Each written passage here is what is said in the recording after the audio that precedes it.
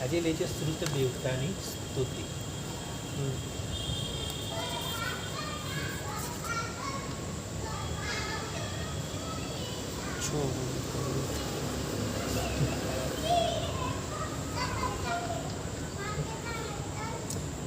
સુઅદેવૈયાએ કરેમી કૌશગમ. આપણે સ્ટાર્ટિંગમાં બોલીએ છીએ સુઅદેવૈયાએ કરેમી કૌશગમ, પછી અનંત બોલી અને પછી આપણે કૌશક કરીએ. હવે એમાં બોલે છે પહેલાં એક નૌકાર ગણી અને નમોરત બોલી અને પછી આપણે સ્તુતિ કરીએ. સુઅદેવૈયા ભગવઈ. આપણે છે ને અ બોલાનું બરાબર શુદ્ધિ સુઅદેવૈયા. આપણે છે ને સુદેવૈયા સીધા બોલી દેવયા કીધું પડશે. હા દેવયા સુઅદેવૈયા. હવે હવે તમે સુઅદેવૈયા ચૂર પડે ને બોલો. સુઅદેવૈયા ભગવઈ. તમે પકડી રેડી. જ્યારથી પાડતા ત્યાં ત્યાંથી મને ખ્યાલ આવી ગયો. નાણાવર્ણીય કમ્મ સંદાય. સુદેવ એટલે શું છે? શ્રુત દેવતા છે. શ્રુત દેવતા એ લખે છે શ્રુત દેવતાની સ્તુતિ. સુ એટલે શ્રુત અને દેવતા. શ્રુત દેવતા અને ભગવતી. આ ભગવતી એટલે ભગવતી. એટલે કે શ્રુત દેવતા ભગવતી એટલે કે સરસ્વતી માતા. બરાબર. તો સુદેવ્યા ભગવઈ નાણાવર્ણીય કમ્મ સંઘાયમ. એટલે કે અમારા જે નાનાવર્ણીય કર્મોનો જે સમૂહ છે એને કર્મના સમૂહને તેસીમ ખવેવું સંયમ. નાણાવર્ણીય કર્મ સંઘાયમ અધૂરા જે છે હા તેસીમ ખવેવું સંયમ દેસીમ સુવસાય રે ભક્તિ. એટલે કે નાનાવર્ણીય કર્મ નાનાવર્ણીય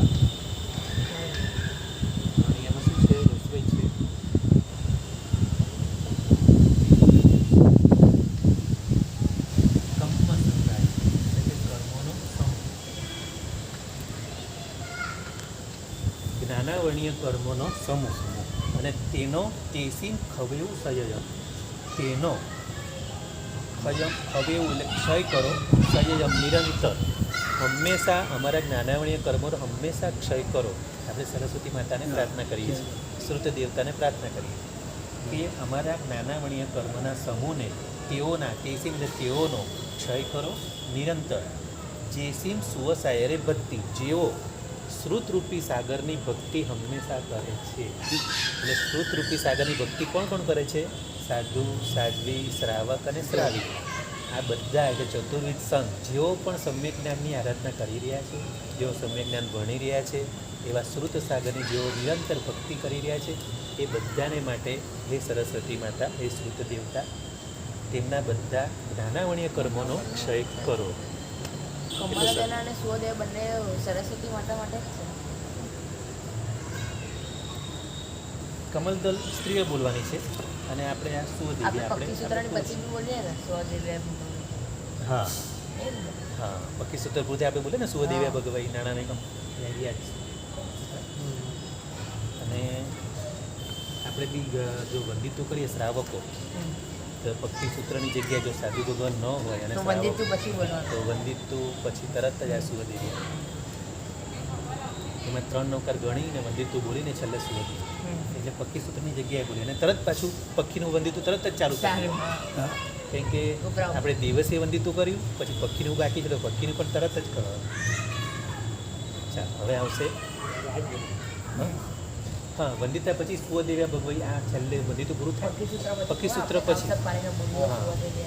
જો પક્ષીની જગ્યાએ વંદિતું બોલે તો એ પણ જેમ પક્ષીની બાજુ સુદેવ બોલે તે તરત જ મને તરત પક્ષી સૂત્ર 350 ગાથાનું 350. પછી આપણે લઈશું જો આનો આપણે બરાબર ભાવાર્થ જોઈ લઈએ. શ્રુત દેવતાને સ્મરણ કરવા અર્થે કાવસક કરું છું. વળી ભગવતી શ્રુત દેવતા સરસ્વતી જેઓની શ્રુત સાગરને વિશે નિરંતર ભક્તિ છે તેઓના નાનાવર્ણીય કર્મના સમૂહનો ક્ષય કરો. એટલે આપણે એમને પ્રાર્થના કરીએ છીએ. બરાબર. પછી એના પછી લઈએ છીએ આપણે ચિત્ત દેવ્યા એટલે કે ક્ષેત્ર દેવતા. હવે આના પછી ક્ષેત્ર દેવતાની પણ સ્તુતિ કરવાની છે. જગ્યાના દેવતા. હા ક્ષેત્ર એટલે જગ્યા. હા ક્ષેત્ર એટલે જમીન. એટલે આપણે જે જમીનના આધારે અહીંયા બેઠા છે એ પ્રતિક્રમણ કરીએ છીએ તો આ ક્ષેત્ર દેવતાની પણ સ્તુતિ કરવાની છે. પૂજન ક્ષેત્ર કરે ને સ્તુતિની જગ્યા આવશે પૂજન ક્ષેત્ર ક્ષેત્ર દિયાનું કરે ને ક્ષેત્ર દેવતા. પક્ષા પક્ષા હા જીસે ખિત્તે સાવ દર્શન અને યસ એ બંને જુદી જુદી છે. હમણાં સુવદેવી અને આ દેવસી પ્રતિકોણમાં આવશે. પછી પક્ષી પ્રતિકોણ આવશે એમાં ભવન દેવતા અને અને ખેતર દેવતા. અને યસ્યા ક્ષેત્રમ એ પણ ક્ષેત્ર દેવતા છે. આ પણ ક્ષેત્ર દેવતા છે. આ જીસે ખિત્તે એ સ્તુતિ જુદી છે અને બીજી આવશે યસ્યા ક્ષેત્રમ સમાશ્રિત બંને આવશે. આપણે પેલી પંખીમાં આવશે અને આ દેવસી. અને બહેનો તો દર વખતે યક્ષક્ષેત્ર જ બોલે. હા એમને કમલદેવ એમણે કમલદલા અને યક્ષક્ષેત્ર. ચાલો હવે લઈએ જીસે ખિત્તે સાવ. ખિત્તે ખિત્તે જે ક્ષેત્ર આપણે જે ખેતર સમજાય ને હા ખેતર ક્યાંથી આવ્યું? ક્ષેત્ર ક્ષેત્રનું ક્ષેત્ર ખેતર એટલે ખેતર સંસ્કૃત. ક્ષેત્ર ખ એનું ખ ક્ષેત્ર જીસે ખિત્તે સાવ. દંસણ નાણહીન ચરણ સલિયેહી. દંસણ જ્ઞાન અને ચારિત્ર.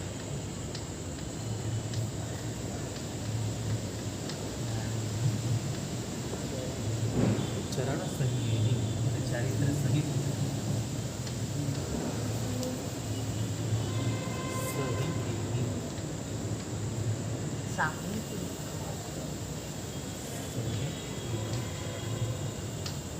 અને સાહંતી મુખ મગ્ગમ.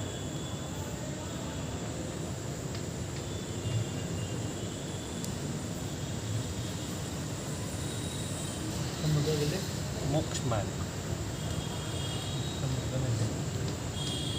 મોક્ષ માર્ગને માટે જેઓ સાધના કરીને સા દેવી હરો દુર્ગાની.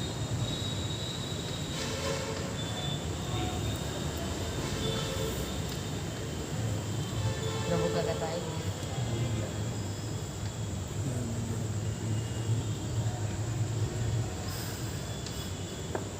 તો જીસે ખિત્તે સાહુ જે ક્ષેત્રને વિશે જેના ક્ષેત્રને વિશે એટલે કે જે ભૂમિ પર જે ક્ષેત્રને વિશે સાધુ સાધુ અને સાધ્વી મુનિરાજ ચારિત્ર સહિત દર્શન જ્ઞાન વડે મોક્ષ માર્ગને સાધે છે. જે ક્ષેત્રને વિશે સાધુ સાધ્વી ભગવંતો દર્શન જ્ઞાન અને ચારિત્ર સહિત દર્શન જ્ઞાનની આરાધના કરે છે. સાહંતી એટલે કે સાધે છે, સાધના કરે છે. મુખ્ય મગ્ગમ એટલે મોક્ષ માર્ગની સાધના કરે છે. સા દેવી હરો દુર્યાય તે દેવી દુરિતો એટલે પાપોનો હરણ કરો માટે હે દેવી એટલે કે દેવ ક્ષેત્ર દેવતા કે દેવ એ દુરિતોનો એટલે કે પાપોનો હરણ કરો, પાપોને દૂર કરો. એટલે કે અહીંયા આવી એક પવિત્ર જગ્યા છે ઉપાશ્રય વગેરે જે પણ જગ્યા છે. પછી સાધુ ભગવાનનો ઉપાશ્રય કે સાધ્વી ભગવાનનો ઉપાશ્રય ત્યાં એ લોકો આખો દિવસ કેવી સરસ સાધના કરતા હોય, આરાધના કરતા હોય. આખો દિવસ મોક્ષ માર્ગની આત્મને સાધના કરતા હોય, આત્મને લક્ષી. તો ત્યાં રહેલી ભૂમિમાં રહેલા જે ક્ષેત્ર દેવતા છે ને એ લોકો એનું રક્ષણ કરે, એમની સહાય કરે. એના માટે સા દેવી હરું એટલે એમના દુરિતોને દૂર કરો, એટલે એમને બીજા કોઈ પણ વિઘ્નો આવતા હોય તો વિઘ્નોને દૂર કરો. એટલે આ રીતે આપણે એમની સહાય માંગીએ છીએ. બરાબર.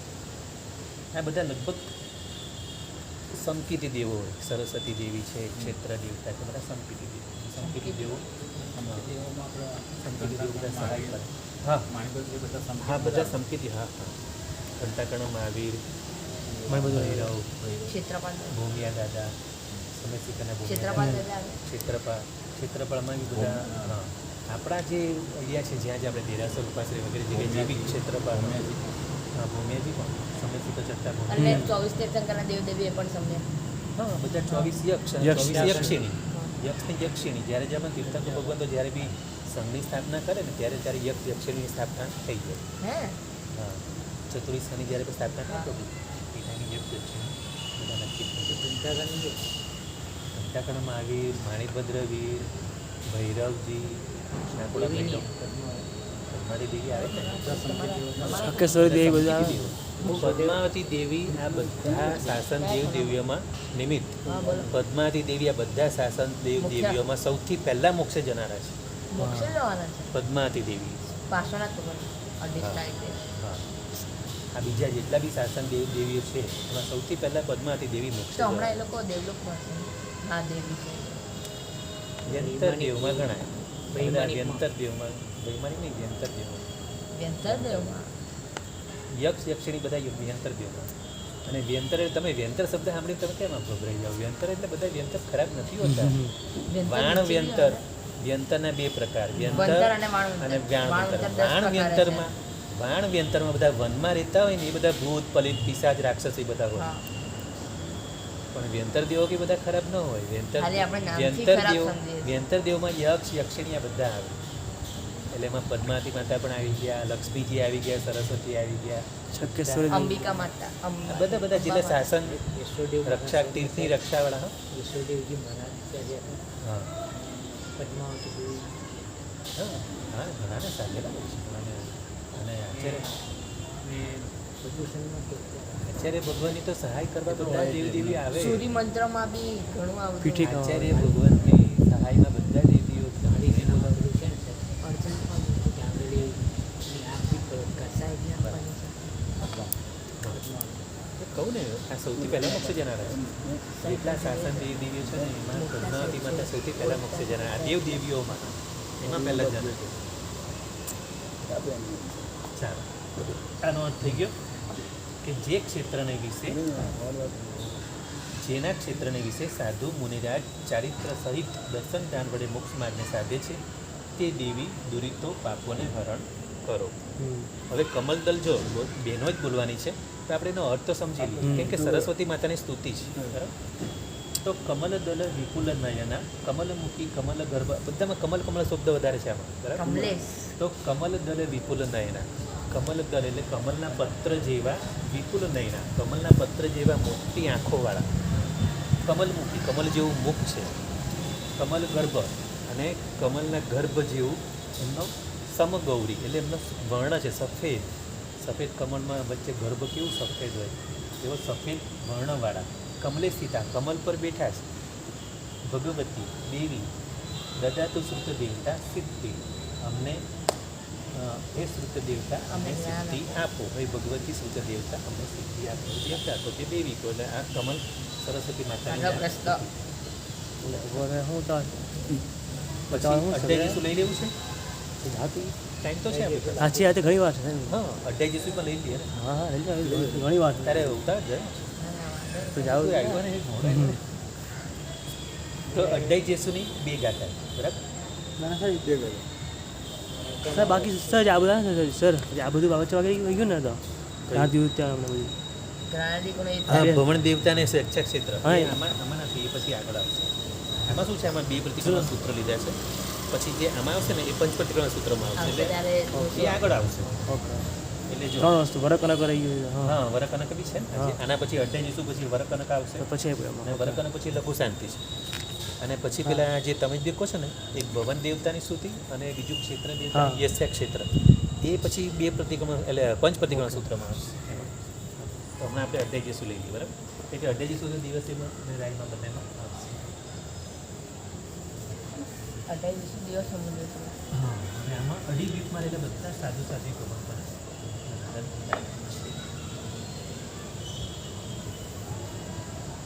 સાથે પછી રાજ્ય સમુદ્ર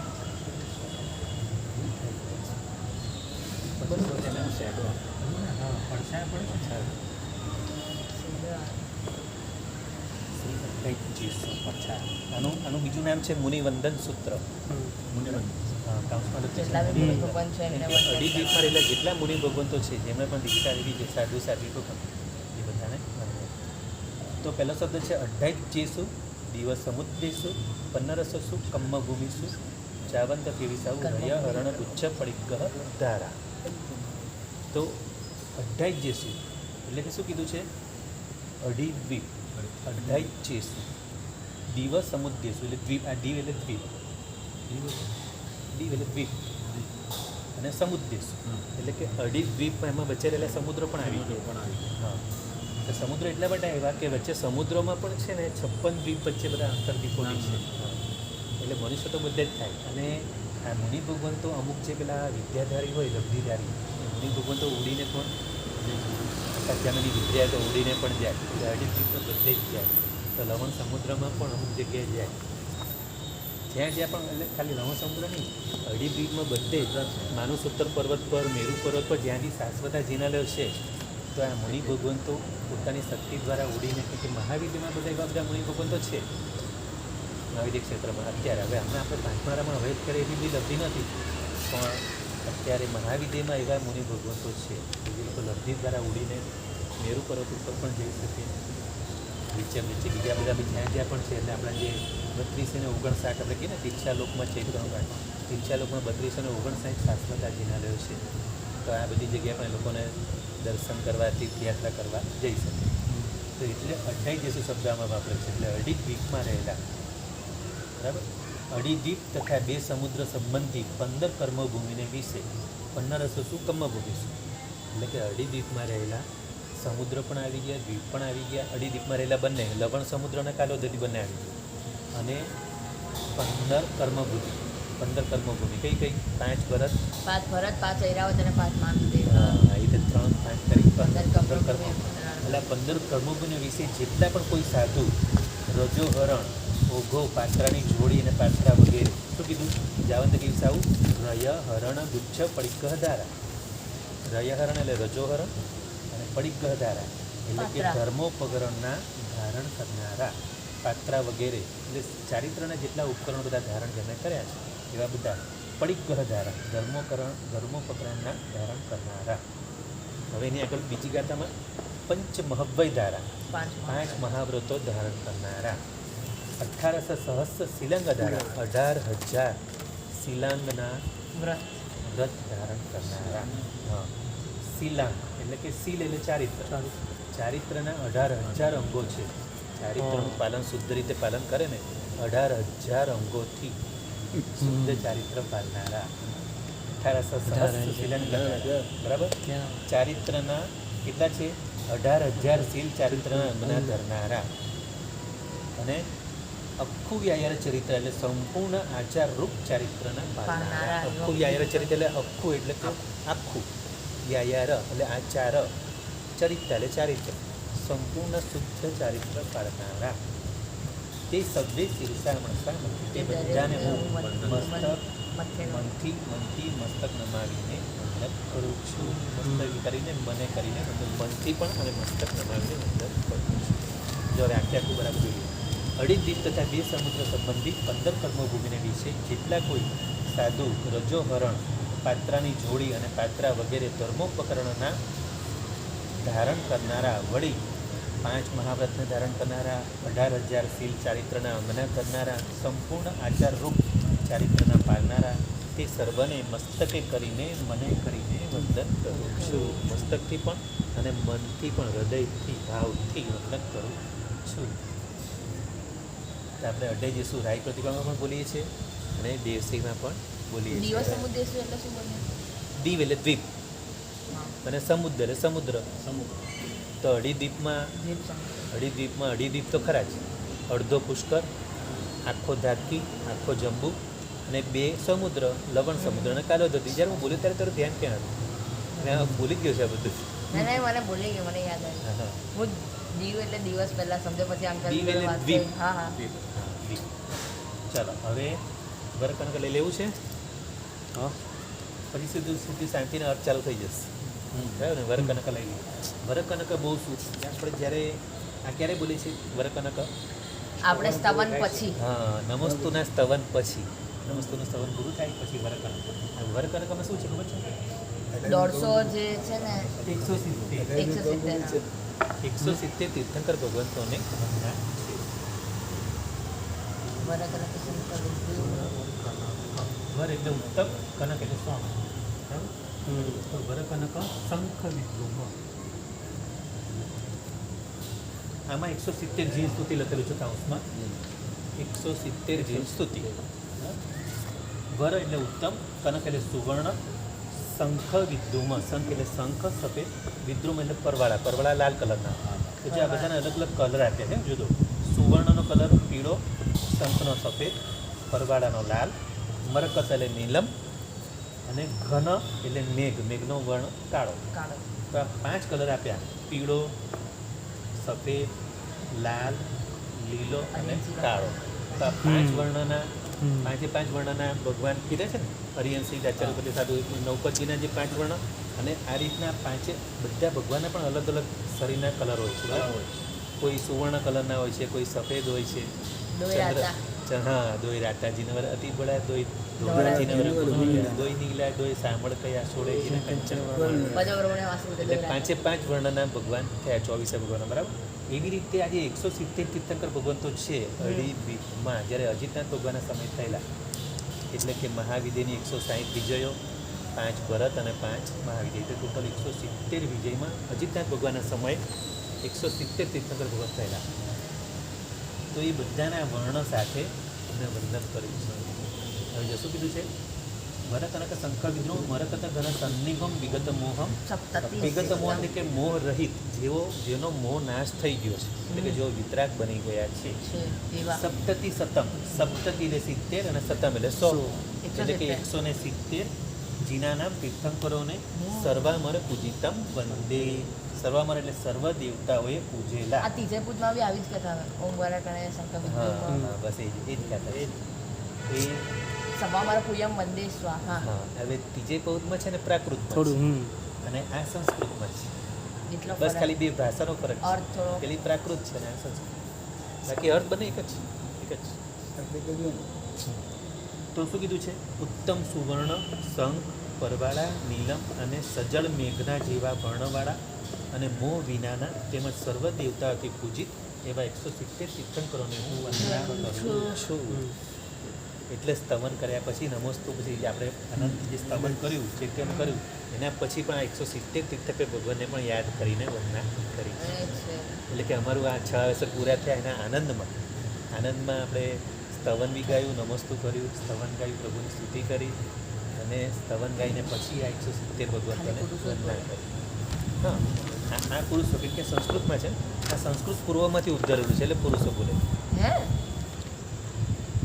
જે અમુક સૂત્રો જેમ નમોરથ છે એ સંસ્કૃત છે એ પૂર્વમાંથી ઉદ્ધરેલું છે. એવી રીતે આ નમોસ્તુ, વિશાલો છે આ બધા પૂર્વમાંથી ઉદ્ધરેલા છે એટલે સ્ત્રીઓએ નથી બોલવું.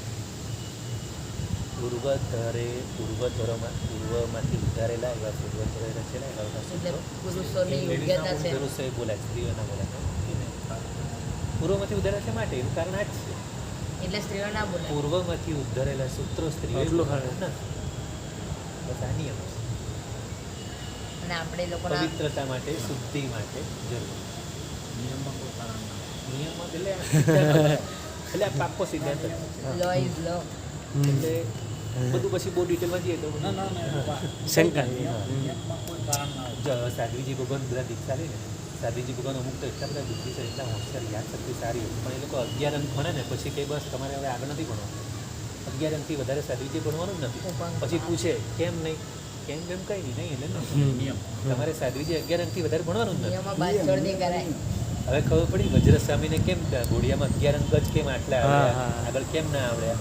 કેમ કે સાધ્વીજી ભગવાનના Limit આવી ઉપવાસમાં ગઈ. શ્રાવિકાઓ સાચવતા હતા. હા હવે ત્યાં સાંભળીને એમને 11 અંક આવડી ગયા. એ તો ઘોડિયામાં. જો હવે એમને પુરુષોના ઉપાશ્રમ રાખ્યા હોત તો 11 અંકથી વધારે ભણી ગયા.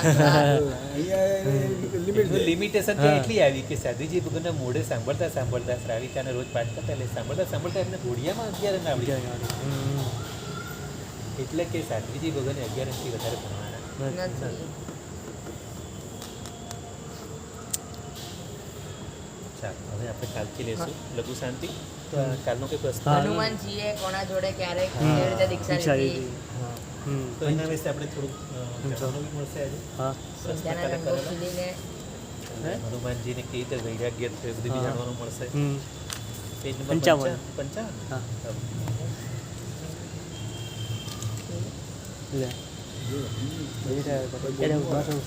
તો પહેલા તો એનો જવાબ લખી લો હા. કે હનુમાન 750 રાજાઓ સાથે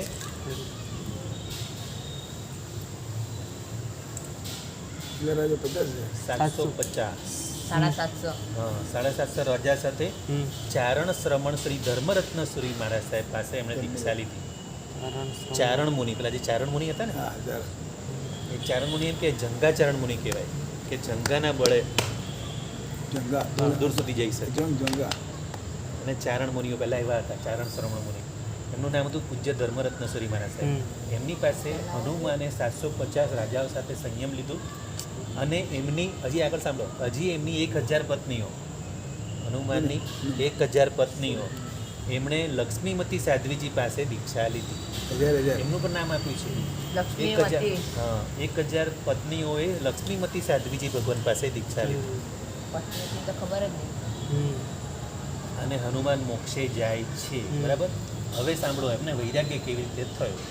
ત્યારે સમ મોક્ષમાં હા, હનુમાન મોક્ષમાં છે. અંજનાના પુત્ર. શત્રુંજય બધી જ મોક્ષે ગયા છે. હા, એ સાંભળ્યું. તો એક વખત છે ને હનુમાનજી આટલા બધા રાજાઓ બધા એના મિત્રો છે, 1000 પત્નીઓ છે, એટલે એટલી બધી એમણે વૈરાગ્યની બધી શ્રેણીઓ બધું બધા જ્યાં છે ને બધા વિદ્યાધર બન્યા છે. વિદ્યાધર છે કેમ કે એના પિતા પવનંજ પણ વિદ્યાધર હતા. બરાબર. એટલે વિદ્યાધરમાં બધી વિદ્યાઓ બધી બહુ ઉડીને બધા જઈ શકે. તો એમને એક વખત થયું કે લાવ મેરુ પર્વત પર જાઉં, શાશ્વતા જિનાલયની યાત્રા કરું, શાશ્વતા જિનાલય દર્શન કરું. તો મેરુ પર્વત ઉપર ગયા છે હનુમાનજી અને ત્યાં શાશ્વતા જિનાલયના દર્શન કરીને ધન્ય બન્યા છે. ત્યાંથી નજર કરે છે, જોઈ છે સૂર્યાસ્ત થઈ રહ્યો છે. મેરુ પર્વત ઉપરથી સૂર્યાસ્ત જુએ છે. સૂર્યાસ્ત જોતાં જોતાં એમ જે કેટલું સરસ વાતાવરણ છે, કેવું સુંદર વાતાવરણ છે. આ કુદરતની શું લીલા છે, એટલું સરસ સનસેટ. આપણે માઉન્ટ આબુ સનસેટ જોઈને ક્યાં ખુશ થઈ ગયું. એ તો કંઈ નથી માઉન્ટ આબુ સનસેટ, એના કરતાં મેરુ પર્વતથી સનસેટ જુઓ કેવો સરસ દેખાય. જઈએ ત્યારે ને. હા, એટલે આપણે બી જશું ને. આપણે અહીંથી એવું સારું દીક્ષા લો, ગરમ રોટલી વાપરી લો. અહીંયા ગરમ રોટલી વાપરીને મહાવિદેવમાંથી મેરુ નજીક જ છે. તો ત્યાંથી એમણે જોયું, એમને વૈરાગ્ય થયું. એટલે કેવી રીતે જોયું, ખાલી સુંદર સીન તો હતો, થોડીક વાર થઈ, સૂર્યાસ્ત પછી તરત અંધારું થવા લાગ્યું. દાઉદ છાપી એટલે આ બધું વિખરાઈ ગયું. આટલું સરસ વાતાવરણ તો કુદરતી બધું.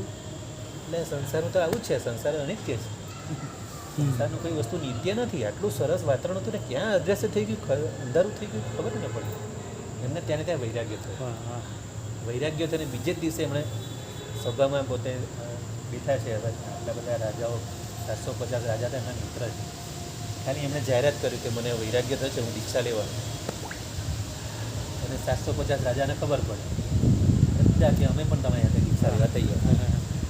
કેવો પ્રેમ હશે એ જમાનામાં, પ્રેમ કેવો દોસ્તી હશે. કેવી. On the spot. અને એમને તો ખબર પડી, એમની પત્નીઓને ખબર પડી, હજાર પત્નીઓ અમે પણ ત્યાં એક સાથે. એટલે કેટલા થયા? 1750 અને પોતે 51માં 1751 જણા, 1751 જણા એક સાથે દીક્ષા. On the spot. આવો વૈરાગ્ય હતો પહેલા. ગાઢ વૈરાગ્ય કહેવાય. અને આ રામાયણ એટલે દીક્ષાની ખાણ. આપણે જૈન રામાયણ તમે વાંચો ને, દીક્ષાની ખાણ. લવકુશને વૈરાગ્ય, લક્ષ્મણના, રામના બંને લવકુશના, લક્ષ્મણના પણ બંને દીકરા, એ લોકોને પણ વૈરાગ્ય. બધા કાળ જ કહેવાય. લક્ષ્મણના મૃત્યુ પછી બહાર, એટલે કોની વાત કરો? બહાર ટીવીમાં. એ બહારનું એ તો જઈને તર કહેવાય. આખું ટીવીની જૈન વાત રામાયણ, છે હું કહું છું. જૈન રામાયણ ટીવી પર આવે. હું ટીવી જૈન રામાયણ ટીવી પર આવે. મેં એવું થોડું કીધું. હા, તો આપણે જૈન રામાયણની વાત કરવાની બેટા. હા, તો હું- આપણે એ બધી વાત જ ન કરવાની. ત્યાંની વાત આપણે હમણાં પાછળમાં બેઠા છીએ. હા, આપણે જૈન જ વાત કરવાની, બીજી વાત જ નહીં કરવાની. બહાર એવું નથી બતાવતા એમ કહું છું આ દીક્ષાનું હા, એમ. તો એ જ વાત કરું છું ને. પણ એ જ કરું છું. તો રામાયણ એટલે દીક્ષાની ખાણ. તમે આપણી જૈન રામાયણ વાંચો અને જેને લખી છે, કેટલા આચાર્ય ભગવતે લખી છે, ઘણા આચાર્ય ભગવતે જૈન રામાયણ લખી છે અને બધાએ પોતપોતાની શૈલીમાં લખી છે. પણ મૂળ તત્વ એકનું એક જ, દીક્ષાની ખાણ રામાયણ. કોઈ પણ પ્રસંગ આવ્યો તરત જ સીતા તો સીતા દીક્ષા લેવા તૈયાર, કઈ તો કઈ દીક્ષા લેવા તૈયાર. પશ્ચાતાપથી કઈ દીક્ષા લે છે, કઈ મોક્ષમાં છે, કઈ પણ મોક્ષમાં છે. કઈ ભરતની માં વનવાસ કરાયા માટે. પાંડવો ક્યાં રામાયણમાં આવ્યા? હા. અને રામાયણ કેમ નિમિત્ત મહાભારતનું knowledge ઊંઘા નથી. પડે છે. કેમ આમ રામાયણ કરે? મહાભારતનું knowledge પાંડવો મહાભારતમાં આવે, આપણે રામાયણની વાત ચાલે. બધું ભેગું જ થાય, ખાલી પાત્રોના આમ ખબર છે.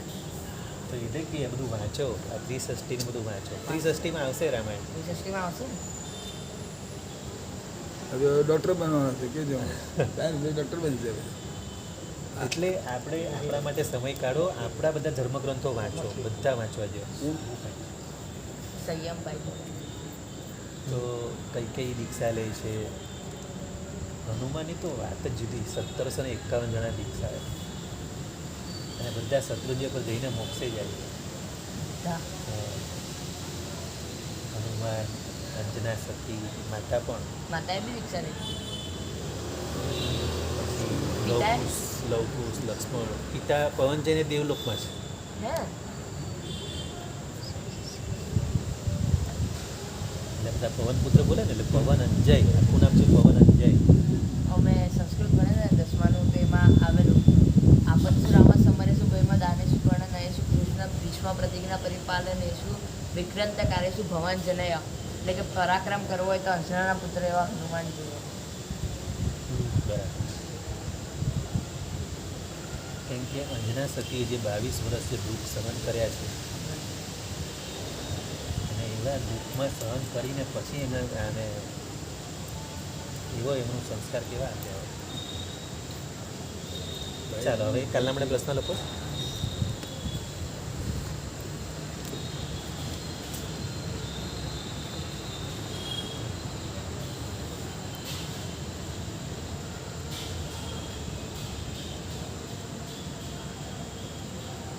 પેલું ખબર છે સોનાના પતરાથી આખા નેમિના જે ગિરનાર ભગવાનનું જે નેમિના દિનાલે છે ને એને આખું સોનાના પતરાથી મઢેલું હે એ ખબર છે? ના નથી ખબર કાલ ચાલો તો એનો પ્રશ્ન લખી લો શાંતિ કે ગિરનાર તીર્થ ઉપર રહેલું નેમિનાથ જીના લઈને સોનાના પતરાથી કયા સંવતમાં કયા રાજાએ મઢાવેલું હતું?